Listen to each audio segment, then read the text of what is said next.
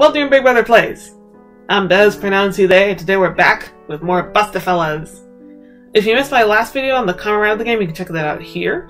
Otherwise, let's do this.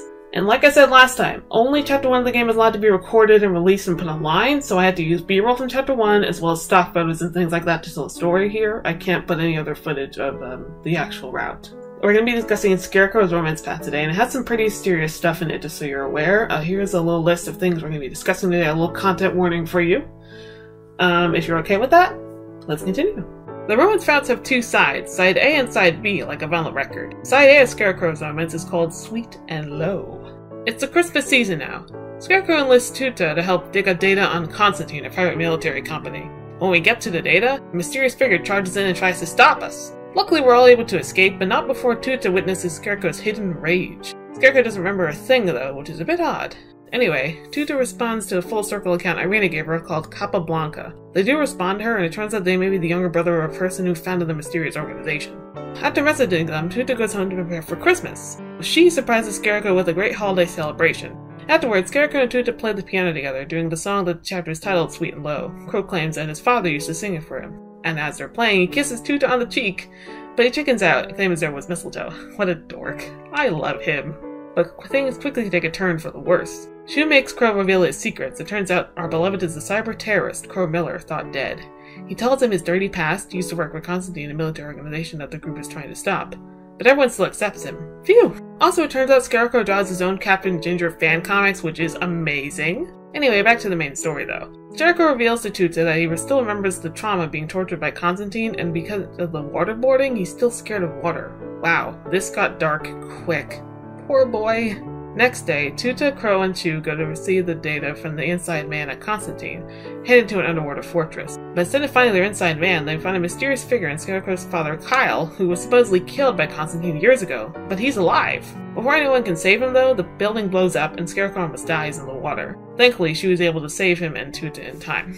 However, when they get back home, Scarecrow proceeds to strangle Tuta. Like with the rage incident with the mysterious figure, Crow doesn't remember doing this at all. Helvetica suspects Scarecrow may have, quote, dissociative identity disorder triggered as a self-defense mechanism or a conditioned response, end quote. Tilda reassures him that she still wants to be his friend despite everything, and Scarecrow is comforted. However, Tilda confides in Helvetica that she lied to him and that she's scared of Crow. Helvetica schedules an appointment for Scarecrow with Professor Saldi. He doesn't think Crow has DID, but does think Crow is losing grip on himself. Scarecrow leaves the meeting feeling a little bit better, but then the mysterious figure calls him asking if he wants to see his father alive. Crow of course says yes, and so they demand the access he stole back, along with Scarecrow's Animate program, the AI he developed with his dad. Crow agrees, promising he'll save his dad in time. When he doesn't come home, the guys and Tilda worry about Scarecrow and call him. That's when they learn that he's going to join Constantine again in exchange for saving his father. Dun dun dun! Scarecrow goes to do the deal, but is hit by a stun gun. When he wakes up, the mysterious person has put Scarecrow and his father on a subway train to die. They can't escape, but they can send a coded text out, which Tilda receives. She goes back in time to find out what the code means. It turns out it means Anima needs to cause a power outage in that area, and the emergency code for Anima to activate without Crow is Corpus. Corpus, by the way, made me immediately think of Morrowind, so my headcanon is Scarecrow might be a big Elder Scrolls nerd like me. Anyway, back in the present, Crow confesses to his father that he loves Tilda. So the train does crash, he and his dad make it out alive, and Tilda confesses his love for him too. At the end, Tilda and Scarecrow go to a festival together, and they confess their love for each other. Afterward, we unlock side B of the story called Boyfriend. Let's look at it together, shall we? Crow and Tilda go to visit his dad on New Year's Eve. They eat gelato in the park, see Tilda's old apartment, then go to Central Court to meet up with Kyle. They go to Carmen's together, and after that, Scarecrow and Tilda go to see the New Year's Eve countdown. They share a kiss together as fireworks go off. Aww. Later, the two drive together to go on a picnic, but then it rains. Oh no! Then the car gets stuck in mud, and Crow gets covered in mud. This date is just a disaster. They end up making a huge mess. And that ends the Scarecrow route. Other details of this chapter include Shu with hair clips, he looks so cute, and Crow in a really nice black and white jacket. I also didn't realize how much taller Scarecrow is compared to the main character until the last CG. He's really freaking tall. Also, it turns out Tilda's dad is a rock musician, and that's pretty cool. Overall, it's a really interesting route with a lot of twists and turns along the way. I think there might be too many twists and turns, if I'm being honest with you. They kind of get thrown at you at once. It's like a lot. It's like, slow down, please! Also, I wish that Scarecrow's possible DID was explored more, because that's really interesting, and I really wanted to see more about a neurodivergent love interest.